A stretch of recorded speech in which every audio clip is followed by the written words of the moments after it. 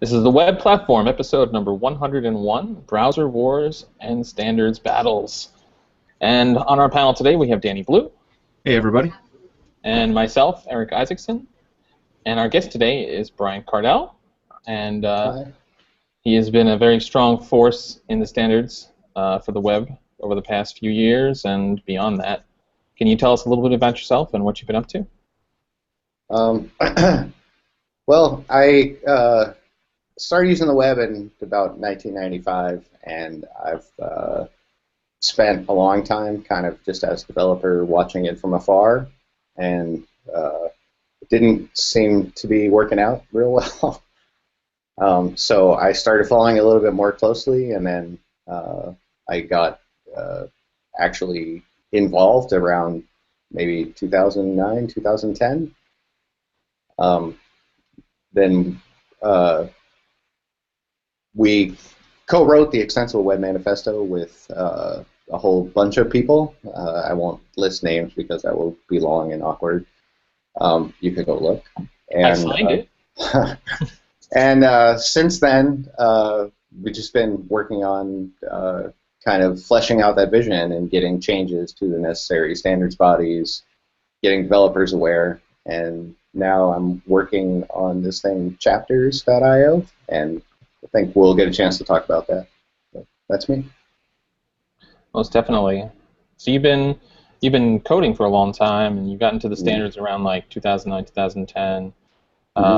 So we had Jacob Rossi and Travis Lighthead from the Edge team on, and after the podcast last week, we were just chatting about all of the history of browsers and what has happened since then. Like all the pain that we felt as developers using, having to manually create image maps, having to do like IE6 hacks just to get things to work. Yep. Devtools were almost like non-existent. Non-existent. I mean, yeah, they were non-existent at some point. You were just throwing darts at your browser and trying to figure out what's going on. Yeah, I remember the first time I used Firebug, and I was like, "What is this? Why I need this? I need this. Thank you." It was so eye-opening, right? You're like, "Yeah, what? Why didn't they ever start with? Why didn't they have this initially?" Exactly. And what now? Like their entire online course is about how to use different sets of browsers, developer tools. Yeah. Yeah, that is always a crazy thing because right now it seems kind of basic. Right now there is a web developer somewhere that does not know that they have access to that stuff. Isn't that crazy? Like somebody just starting out. Yeah, it's in 2000. So I started my first job before I knew that those existed, and the first time I found them and I just like changed CSS properties and things were moving around on the screen, I was like, this is literally the best thing that's ever been made. Nothing can ever get better than this. Yeah, and the early ones didn't even have that. They just had basically like a script debugger, and even that was really shoddy. Like the one in IE6 had these like things where you couldn't set a breakpoint on the first line of a function, all kind of weird stuff. Yeah, it was never identical to the emulators for IE6 were just awful. Yeah, but they were a huge boon. I think it would have been really hard to get here without them. Yeah. Yeah. I was saying too, like the Devtools was like a plugin for IE7. I remember you had to actually go and download it. Like some developer created it and they incorporated it. There were actually two. I don't know if you know this, but there were two, and even in IE6 there were like two. So if you had Visual Studio, you got like the high quality one, and then there was another one that was the Microsoft Script Debugger, and that was terrible. That was just like really bad. That was bad. And I know like a lot of people who unfortunately got the crappy one, and then like somehow had to figure out how to get it to switch, and it was really painful. Yeah, I remember there was for HTTP debugging, you had Fiddler, which was kind of ahead. Still around. Still around. Yeah, and it was really good because you could get. It was a separate application, so it wasn't dependent on the browser, and you could just monitor your HTTP requests. We have much better tools now, but Fiddler's still pretty awesome. And, yeah, Fiddler has actually got a lot of interesting new things too, like since then. But Fiddler was also huge, yeah. And Firefox, I remember I had to do. There was a plugin I had to get called Live HTTP headers before you had like the network tab. I remember that. Yeah, it was. That's pretty neat, though. Yeah, it was pretty good, but back then we didn't have to do as much debugging of asynchronous code as we have to do today. Yeah. I know, like XML HTTP request, which has a crazy history on its own, but like when we started using that, really a lot of things just used the synchronous mode of it because like the async stuff was so much harder. I didn't even know that you could do that. I didn't even know that you could do synchronous XML HTTP requests until until like a year and a half ago or so, where I started messing around with web workers and service workers, and I was using it inside there. And like I guess I had the flag on, and because now it throws a warning. If you try to do it synchronously, your browser will actually give you a warning, be like, you probably don't want to be doing this synchronously. But until that point, I didn't even know you could do that. I'll call that a win because because it really shouldn't have been there in the first place, but it was, and now we do everything we can to discourage it. So, so you said it had an interesting history. Yeah, it was originally shipped with the Microsoft browser for, I guess, like Outlook, effectively. Basically, which I think used the engine for IE, right? Yeah. So it was I think it was shipped like originally as like a Java thing, and that's part of the reason it has weird, like strange cryptic stuff. And then it turned out that it was really useful, and they just standardized it. Well, I think actually not just they standardized it, but like Microsoft had it, and so Netscape needed it, or Mozilla maybe at that point. You were developing in the mid to late 90s, right? Yep. So when you were dealing with this, like I was doing some mostly artwork, right? Design, and you're an artist as well. So if you haven't checked out Brian's paintings, he's pretty awesome. And he pumps them out quick. Bastage. But they're really good. And I was doing a lot of art, and then I got into design a little bit, and it was really daunting back then, and the browser wars were just starting. Like Netscape was really taking shape, trying to get ahead of Internet Explorer, and it succeeded in some ways. The inverse actually, like. Yeah, it failed in some ways as well. No, I mean the inverse. There's, I don't know, we could call it like a deep history before 1994, but Mozilla started, I'm sorry, not Mozilla, Mosaic. Mosaic like turned the world upside down in the sense that before Mosaic there was a ton of web browsers. Like, think maybe 92, 93, I talk about this in my talk, 92, 93, there were 22 known websites in the world. 22, right? There were like 7 browsers.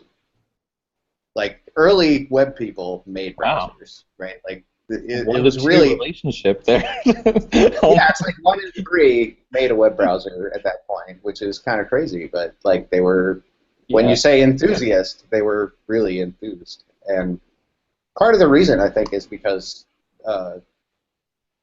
Tim's original proposal was really kind of Tim Berners-Lee, right? Sir Tim Berners-Lee. It was kind of, it wouldn't have gotten very far because it was really weak. It didn't have forms, didn't have scripts, didn't have CSS, didn't have tables. No tables? It didn't have scripting. Yeah, no, it had, it was text. I mean, it was enough to do typewriter text on a page. That's what it was. We can come back to that deep history stuff if you want, but when Mosaic came around, that was the one that like the general public started to pay attention to. And when I say general public, I mean like people wrote stuff about it, and still, wasn't that many people. And then Netscape came along, and Netscape like changed the world. Like that was everybody used Netscape. People used to say, "Are you on Mosaic or are you on Netscape?" rather than "Are you on the internet or the web?" And they had, something like 95% market share, and Microsoft wasn't even in the game. And then Microsoft entered the game. They licensed a thing called Spyglass, and they started to contort it to meet their needs. And there was the browser wars, and at the end of the browser wars with IE6, Microsoft controlled 95%. And then it was a wrestle to try and get it back, but yeah. So I don't depending on when you came in to the browser wars, there were these major battles that completely flipped the course of things. Like Netscape was a behemoth that controlled everything, and then it was Microsoft, and then it was from now wrestling back. Yeah, I started in the early 2000s doing design, and so I was sort of afraid of code, especially JavaScript, and back-end code was oh my god, you got to be really, really smart for that. And working with HTML tables, and I was doing basic HTML, and I took to CSS pretty quick because of my art background. Mm-hmm. And so getting to visually see that right away. Yeah. But it was still Internet Explorer 6 was kind of new still. I could go on lynda.com and pull down the videos through A6. If you go into their cache. Yeah. They have a script now. You can't do that, so don't try it, people. But but yeah, back then, I was trying to learn as much as I could, so I was watching a lot of lynda.com stuff, and I was teaching some of the courses on design and art, and that's how I taught myself to do a lot of the coding. Nice. Was by teaching as well, and the students taught me so much. It was a really enlightening experience. It really is, just as an aside, it really is amazing how much you learn yourself teaching someone else, right? Yeah. Something everybody should try to do. Yeah, even if it's not in a class or something like that, if you're doing a blog post or trying to give a talk or something about that, you almost kick yourself in the butt a little bit, because you're oh man, all right, if I'm actually going to be because it's different when it's just you and your buddies, gathered around, bickering about X, Y, or Z. But when you're about to go give a talk or put something out in the public, you're all right, I really need to make sure that I know what I'm talking about. Or even just peer program with somebody with sort of a radically different background and skill set. That also, for me, frequently, I have to sit down with people who come from some other area, and when you start talking about these things, you realize not just maybe that you're not explaining them well, but some of their questions sometimes make you realize that maybe you don't understand it as well as you thought you did. Yeah. Yeah, that's exactly what happened to me a lot of times, Yeah. where I'd be oh, I didn't think of it that way. I didn't think to approach it that way at all. Exactly. Let me try that. That's also one of the reasons it's good to sometimes even break away. I know we're kind of going off on a little bit of a sidebar here, but also try doing different stuff. I love JavaScript. I do a lot. I'm a web developer by trade. That is my job. But in my spare times, I've messed around with building small games in Unity. I got one of my friends, Cody Henthorn, who's one of the smartest guys I know, but I made him start teaching me C, and he tried to get me to write ASCII checkers in C. But there's little things like that, and where you think so. A lot of times, if you don't have any other examples in your head of the way things are, you think that something is very specific to what you're doing, and a lot of times it's not. So it's nice to get that broader look at things sometimes. Yeah, standards actually have this problem. If you can, that's I don't know, maybe that's a weird segue to say standards have this problem, but um, I think it's perfect. standards are not good at anticipating what is outside the standards bubble, right?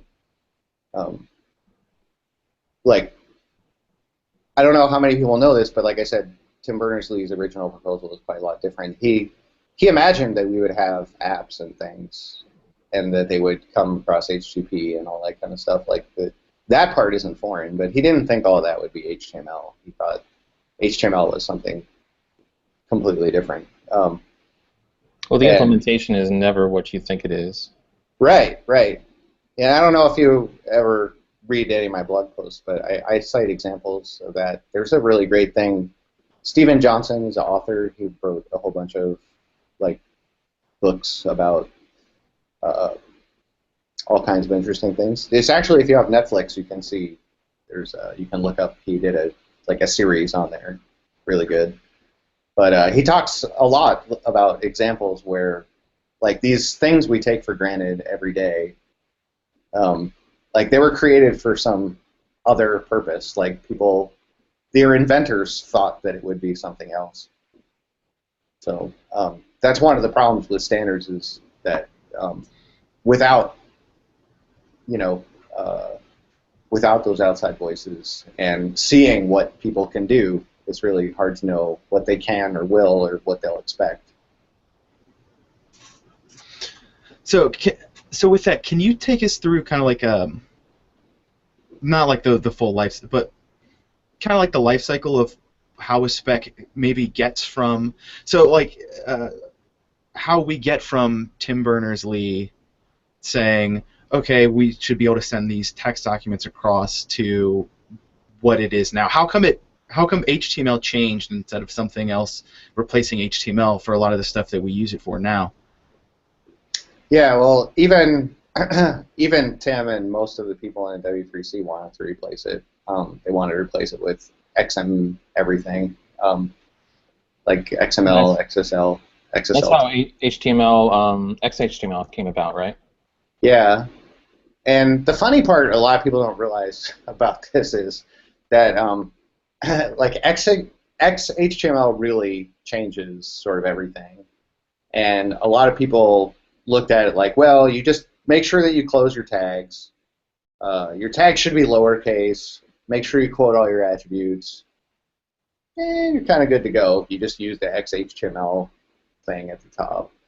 And people said, oh yeah, I did XHTML, but there's this thing in the HTML spec that way down at the bottom called Appendix C. And Appendix C was this compromise where it was like, well, I don't think people are really ready for this, and so, like, if you send, well, XHTML style markup, but you don't set the XHTML MIME type properly, we'll still treat it as HTML.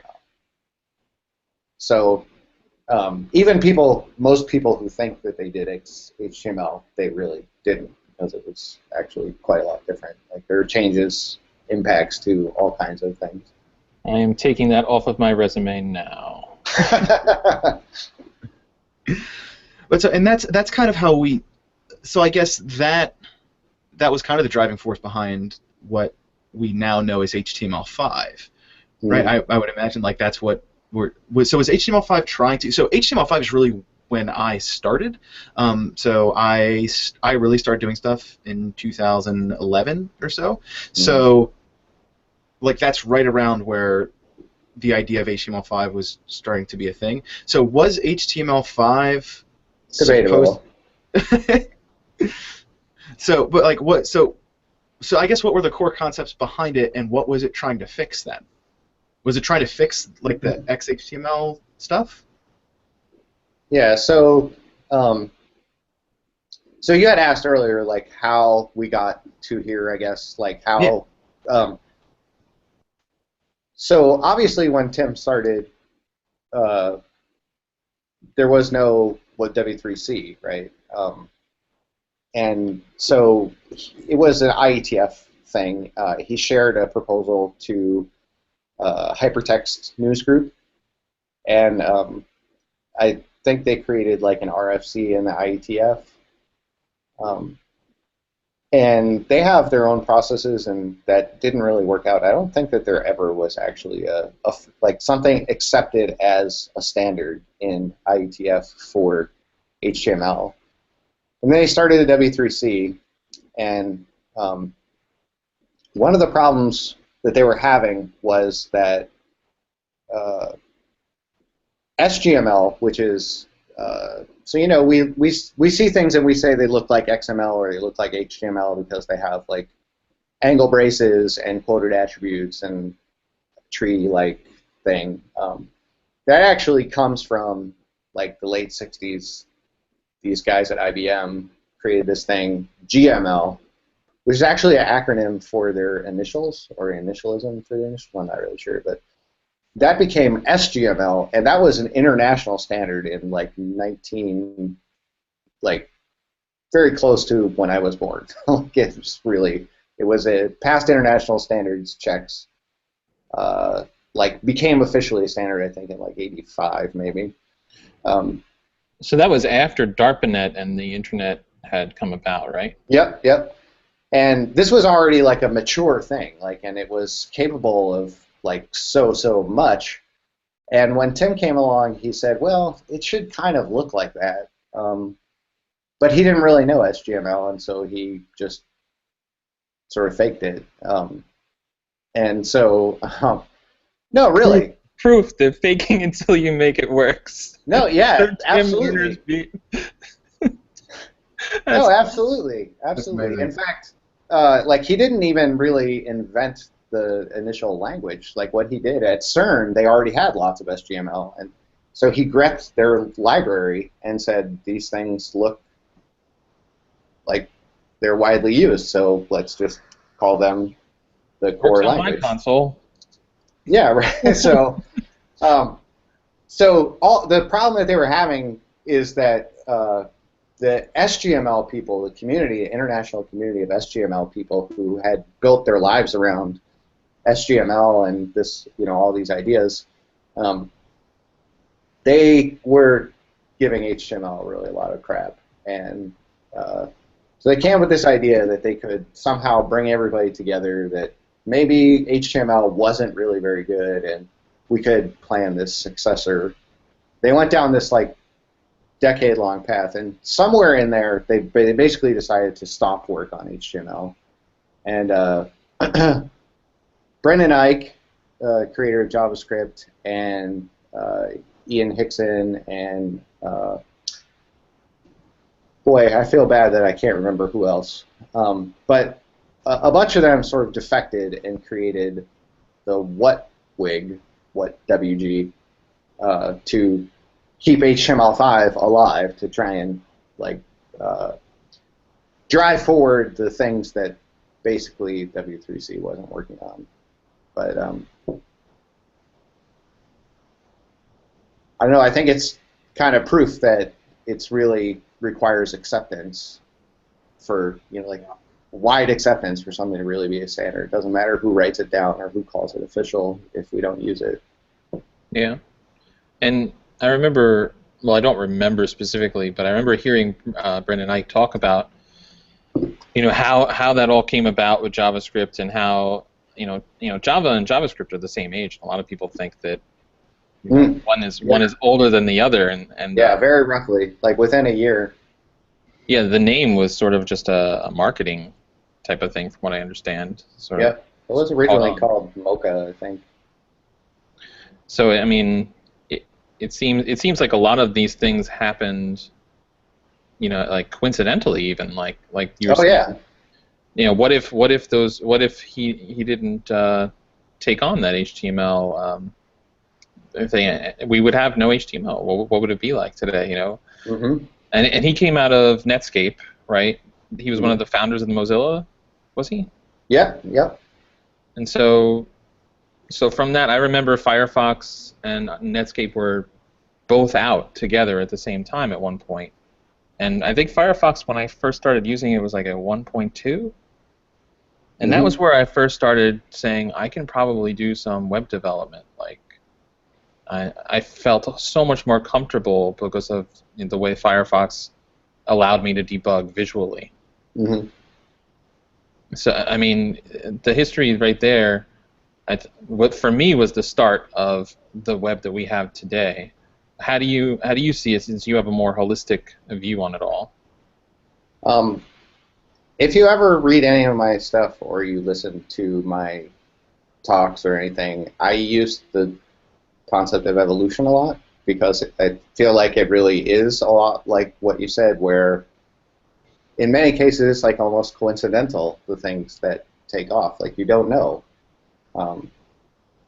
We had Betamax and VHS on the market at the same time. Betamax was, nobody disagrees, it was technically superior, but people chose VHS.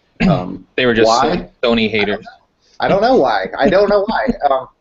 SGML had every conceivable advantage, and yet the world chose HTML. Why? I don't know. Like we can speculate, but I don't know because we can't go back and run that experiment. You know. And people say the same with JavaScript too.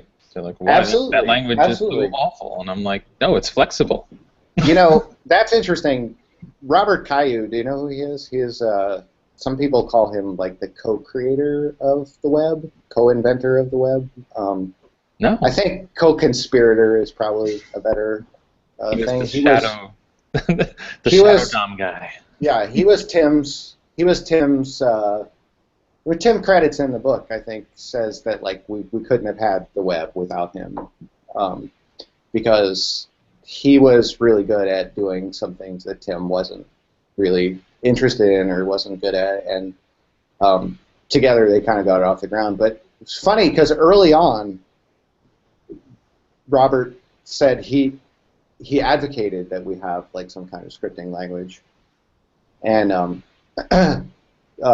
Viola, which was like maybe the third or fourth browser ever written, was kind of like the hot Java browser. Like it had a VM and like it had like embeddable applets and it had CSS, like not what we call CSS, but it had style sheets and everything. Like it was super, super visionary, and it had a scripting language. And so like people knew that, or thought even back then that we needed this. And when JavaScript came along, the reason I'm bringing this up is because you said like, you know, some people say it's kind of terrible. Robert Caillou said, what did he say? Like it was like the most catastrophic, abysmal thing that happened in the history of computer software or something like that. It was really, really harsh, like really harsh. Yeah. Yeah. That's brutal. That was his evaluation of JavaScript. Well, it's still just kind of weird looking back. Again, you know, like I find a lot of the stuff really interesting, especially the stuff I wasn't around for and didn't really get exposed to, but because this is just what I know, right? Like I don't know, like you know, don't have a real good understanding of where a lot of it came from and all of the twists and turns that it has taken. But when you do start talking to people like yourself that just knows a lot about this stuff, you're like, man, why don't they just burn it down and start again? Yeah. Like almost how is almost how it sounds, because it just seems bad. It just seems like a bad idea that people just kept trying to duct tape together, and that's what seemingly what the current web platform kind of looks like. So there's very, very high cost to throwing it away and starting over, right? Like this is the thing that standards have always been really good at, is building the long infrastructure that we'll have for 50 or 100 or more years, right? Like we still have a lot of infrastructure for trains. When houses were originally wired, it was for lights, like screw-in lights. There was nothing else. I mean, there were no appliances. Like there were no plugs, because what would you plug in, right? And from that, people made appliances that you would screw into the light bulb socket. Really? Really, absolutely. That's And really cool. yeah, and if you actually look at the history of like all of the things that we've standardized and that have come about, a lot of them follow similar trails like that. So evolution is really powerful. Like the problem is that we don't historically tap into that. We tap into some other thing. It's like I don't know, creation myth we tap into. You know, like we think that standards can create things. That's actually mentioned earlier, the Extensible Web Manifesto. That's part of the idea there, is that we need to tap into that and give developers the sockets that they can screw into, so that we can see what, you know, what do they build. If we give them new DNA, what will you do with that? Nobody foresaw the things that came after, you know, whether it's the HTTP or XML HTTP request, or like, we need to get the DNA out there and see what they do. So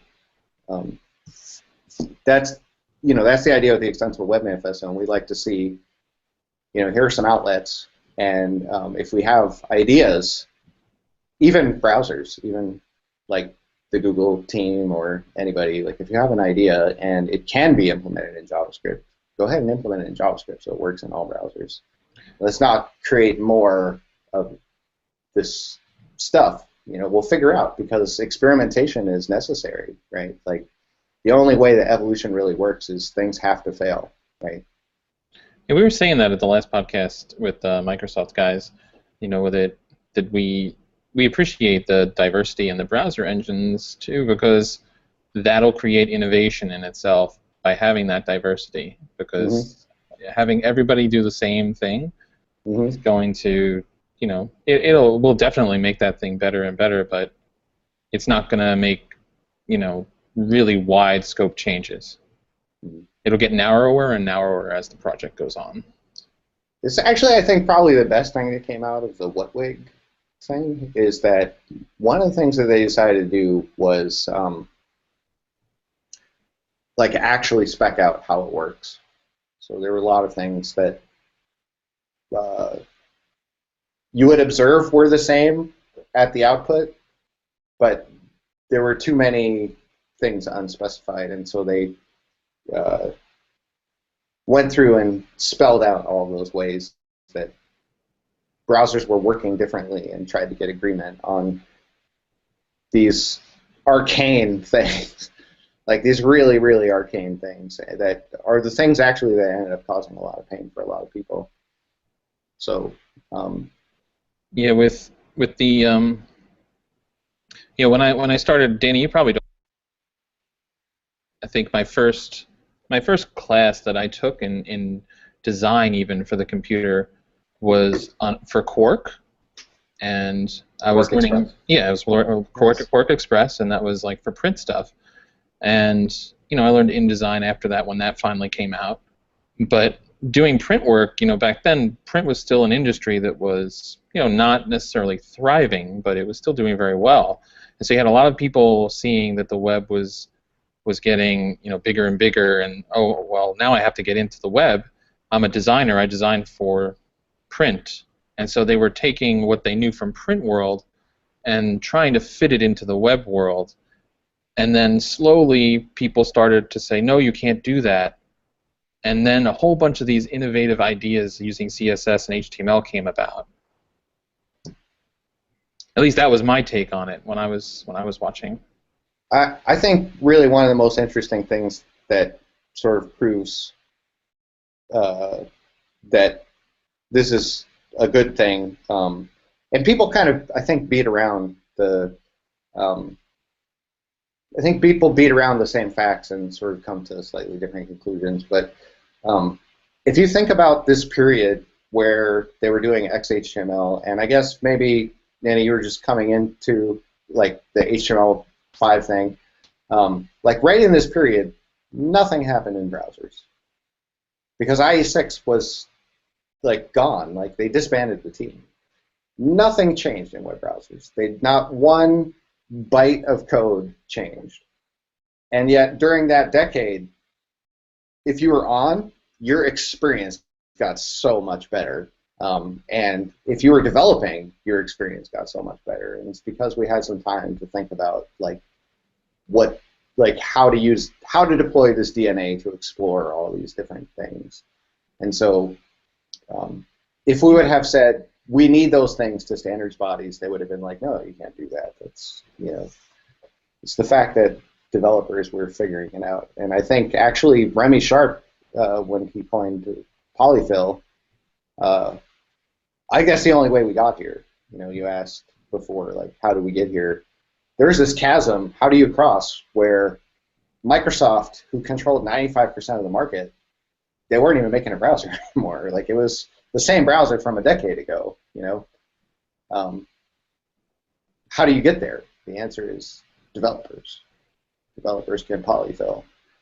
And projects like jQuery came out of that era because we had, the Internet Explorer 6 dominated, like you said, and Internet Explorer 6, as we know, had all these ActiveX objects, and things were not standardized. You had JScript, you had, things like attach event rather than add event listener in JavaScript. You didn't have had expressions in CSS. Yeah, and style sheets were entirely different in how they work. Yeah.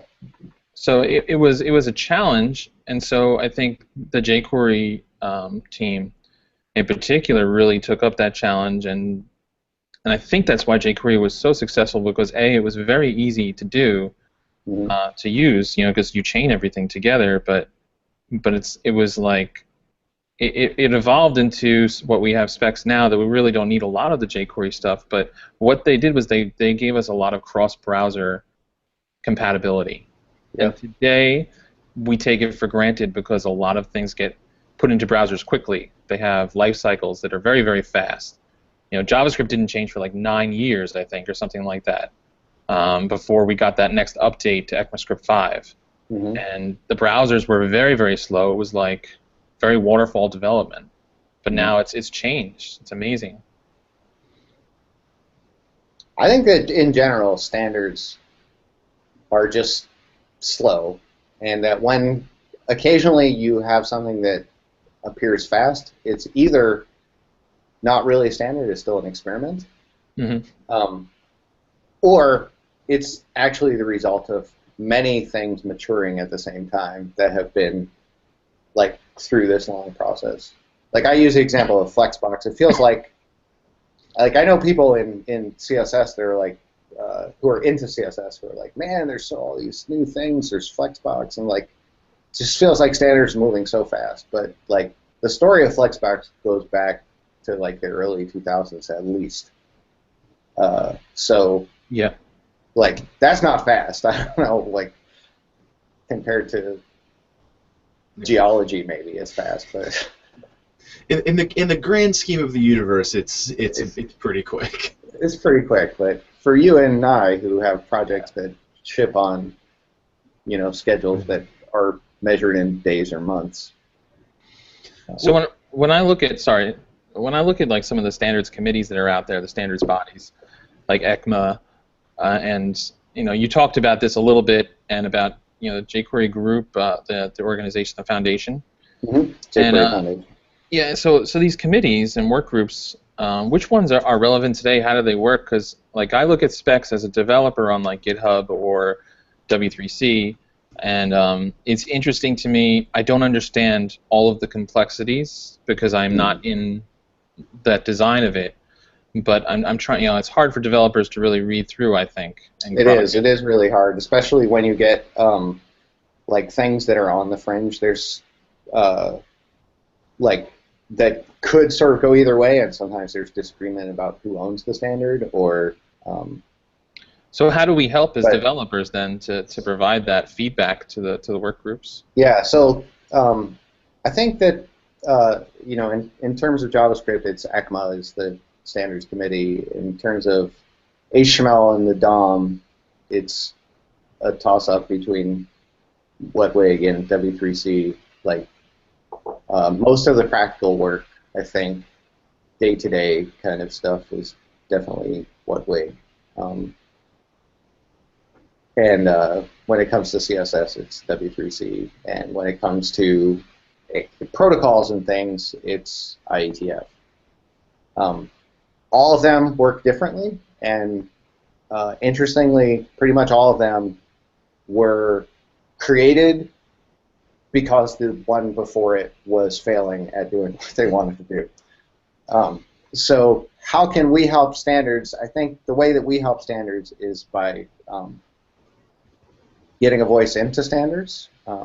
We have jQuery Foundation and people involved in the jQuery Foundation, Yehuda Katz, Paul Irish, Adi Osmani, Rick Waldron, lots of people involved with jQuery Foundation were influential in getting the Extensible Web Manifesto out there, and that says that we want them to focus on low-level things, like not these high, lofty dreams that involve lots of speculation, and let's figure out a socket, right? Like, let's give them some new DNA. Those are smaller, and they're easier to get agreement on. Getting regular releases from them was also really important, but then kind of opening up the process is the last thing. And I think that's where developers can come in who spend a fairly long time now, a year and a half, 2 years, trying to change the procedures and policies in standards to help encourage involvement. Chapters, this thing that I set up, there's a web incubator community group that's part of the W3C, and they have a thing, discourse that they run. You can... It's a forum software. Yeah. Run on Ember. It is. Yehuda Katz, woohoo! Yeah. So, you can go there and you can discuss anything. You can propose anything. You can shoot down anything. And the idea there is that ideas should be able to fail out there before they go anywhere else. They should be incubated. We should see what picks up or what better ideas it spawns or whatever. And if you can find some critical mass, then that stuff can go into standards. That's worked a little bit. And chapters, I think, is the natural next step to that, which is taking this to meetups and having meetups look at the things that are proposed in incubation and contribute to that and maybe use it to get their real jobs done. Right. That's important because the economics are totally broken. Right? You can't, if you needed Flexbox in 2003, all the period from then until now, you couldn't wait for it, right? Like, you had to get a job done. Yeah, you still had stuff you had to do. It Right. does seem like CSS is maybe a little, at least to me, seems like a little bit more of a sticky wicket than maybe some of the JavaScript stuff. And maybe that's just because we were talking about polyfilling and things like that. It feels like a lot of stuff in JavaScript is maybe easier to polyfill than a lot of the CSS stuff, because I think there are some, because pretty much any CSS polyfill that is written in JavaScript. Sure. Pretty much, and they can get. I actually think we're just talking about like how messy some of those must look like. The polyfill for Flexbox can't be a really pretty thing. Yeah, it's probably not a really pretty thing. Yeah. I've written some not pretty things for CSS. It's actually part of the thing that got me interested in this is that you could kind of polyfill lots of stuff in HTML. You could polyfill lots of stuff in JavaScript, but CSS was like historically openly hostile to polyfill. No, really. I mean, Well, that's why so progressive Houdini enhancement is so important too. Houdini. That is actually the reason for Houdini. Houdini is a task force set up by the W3C tag and the CSS working group to do what it says in the Extensible Web Manifesto and find all of the stuff that's down there, the primitives, the extension points, find all of the sockets in the DNA that exist in the platform, and open it up to developers so that is not as challenging as it was. Yeah, I think that's an amazing project. We have to get Surma and some people on for that. That would be super cool. So you also just mentioned. So you mentioned chapters IO at the very beginning, and you just brought it up again now. So why why don't we just why don't we dig into that, and why don't you tell us a little bit more about what exactly chapters IO is? Yeah. So it came from a lot of the discussions that we were having about how you get developers involved. The way that you would typically be involved in standards is one of two things. You either join a mailing list, and I would suggest probably don't. Or if you were a member, or in some cases you don't have to be a member, but you would go to a physical location where they have these face-to-face meetings. How does that work at scale, right? Like, that doesn't work at scale. You can't, like, historically, standards have not figured out how to do this. Meetup.com has 4 million people signed up as web developers. That's not all web developers, but it's the ones that are kind of, willing enough to go find Meetup.com, sign up, and actually go to one of these things. It is more than a handful of people in a room. It is a lot of people, right? There's no physical venue that you could set up that could accommodate 4 million people, and even if you could get them there, everything would be a mess. So Chapters is a way to network this, to distribute it, and it basically partnering with meetups, because there's lots of meetups already, to say, there's no set way to do this yet. Maybe there won't be. Maybe flexibility is a good thing. But lots of these places have things like build nights where you just get together and build stuff and help mentor one another. And others have things that are specifically about standards, whatever. But the idea is to go there and show people the early things and get them to have all of those conversations, just 50 or 60 or 100 people at a time, or 10 or 5. It doesn't matter, because that's 5 or 10 that weren't there before. Collect that feedback in a shorter form and shove it back into standards that way. So collect groups of voices and groups of feedback and carry those back into standards. So if I'm a developer and I want to, let's say I have an idea that, JavaScript has this data object that's totally messed up. I need to add, strip time and all these other things. If I had some proposal, I would go to one of these Chapter IO meetings online or through a meetup, right? Sure. And that's and then get feedback based on that. Is that how it would work? That's it, yeah. Or if, like, let's say, for example, there already was a proposal for better ways to deal with date, because there are, like, there which is less intimidating for a new person, right? Right. There have been talks in the standards groups and everything about how to better deal with dates and things like that. And so if you come, one of the things we would do is, like, look at those and talk about them. And what are their strengths? What are their weaknesses? And ideally, is there a polyfill? Really a polyfill, because nobody implements it yet. And we would say, here is this thing that effectively is very close to what you asked for. Now, go out into the world and try it, because you might not like it, right? You might not like it. You'd be surprised at how often that is the case. Because once something gets all the way through, it's very difficult to roll back. You can't, yeah. You cannot roll it back once it's through. Like, it's basically, you can't break the web is the motto. Yeah. And like you said, that sometimes leads to some really ugly stuff, and it's like, well, why wouldn't you just start over? And it's because living systems are really, really powerful, going back to my evolution thing, right? Like, if I asked you to build, like, the perfect human being, or the perfect fox, or the perfect whatever, like, you would have some really rigid definition that if you could accomplish it, it might work really, really well in this case. But then as soon as anything about the environment changed or whatever, you would be ill-suited, right? It's really sometimes the imperfections that are, like, their strengths, really, right? To be adaptable and flexible, and I think that's really powerful. Well, you look at so think I mean maybe like a more specific way to see just how flexible the system is that it has kind of gone from talk about Tim Berners-Lee a lot, gone from like that maybe that original idea of sending these text documents to the ideas we now have of progressive web apps. And you look at those two they can't be more different.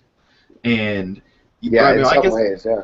yeah, like just like the core idea of what they are doing. Like sure, yes, like there's still some text being displayed in some places and still linking to different things and stuff like that. But kind of the idea of what it is very different. And the same system that produced one through evolution, as you said, has now produced the other. Right. Yeah, there's plenty of things that were part of web development that we don't use anymore, but they still need to work. So, you know, some browsers will deprecate tags, for instance, like Blink or something like that. Right. But like you have new Does stuff. Marquee still work? I would imagine it does. It doesn't break things though. That's the whole thing. So like you still have that, but you know maybe it doesn't do the same thing. But if you put a Blink tag in your HTML today, even though it's been taken out of those browsers, it's not going to blow your stuff up. This is like actually a really complex thing. Like, don't break the web. It's shocking how much of a role that plays. There are standards proposals that have had to change, even though everybody said, yeah, that's exactly what it should be. That's what that method should be named. That's what everybody agreed. And then you find out that like there's some really fairly popular thing that's used on 2% of the Alexa top 1 million that accounts to a significantly large number, and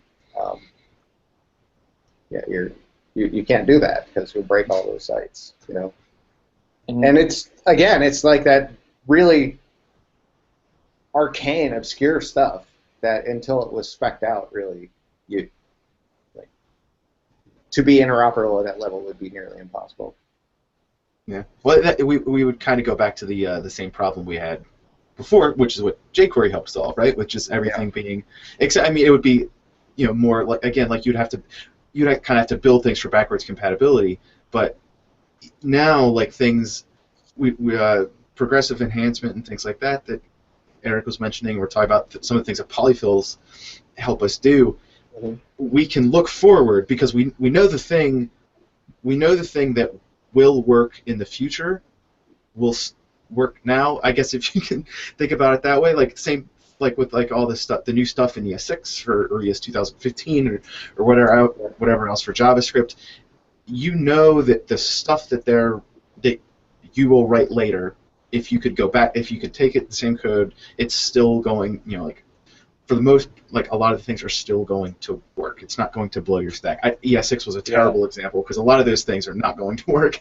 It will not work in current browsers. But you can through transpiling and stuff like that, you can make them work. Yeah. Again, that was just a terrible example. I'm gonna cut that out. Cut that in post. Yeah, fix that. I mean, I'm looking at the web, the Extensible Web Manifesto. You're one of the co-creators of this. It was something I remember YahooCats tweeted out, and I was like, wow, this is great. Let's take a look at this. And I never really, talked about it on the podcast. I don't think that much, at least. But it's really, I think it has great goals, and the standardization of the web and pushing things forward. Can you talk a little bit about why you decided to create that? Yeah. So around 2010, I guess, lots of people were starting to realize a lot of the same things, and everybody was sort of similarly unimpressed, which is great, but unless you can kind of corral all those people into some common purpose, that will all be wasted, right? And so we had a lot of discussions, lots of people, Marcos Caceres, myself, Alex Russell, YahooCats. I shouldn't start naming people because then I'm going to leave people out. But we started this community group, and we started talking, and we started trying to bring other people into the community group, and some people kind of couldn't join for business reasons, but they could still talk. And so, basically what we wanted to do is say, I think that we agree on a lot, but unless we can write it down, it's not going to be a thing. Like, we need a vision. We need a, I don't know, I guess, like, here in America, maybe, I think about it a little bit like maybe the Declaration of Independence, right? Like, it's just a document, but, like, the day before and the day after, like, it's sort of markedly different because a number of people came together and they said, this is what we think, and we kind of think that we'd like it if you'd also help us with this vision. And maybe that's a terrible example, certainly. No, I think it's a good example. Overly American, maybe. But. No, I think it's a great example. I think that if you compare it to the Declaration of Independence, though, maybe, I mean, you can't get shot for signing this document, right? So. Sure. All analogies are leaky abstractions.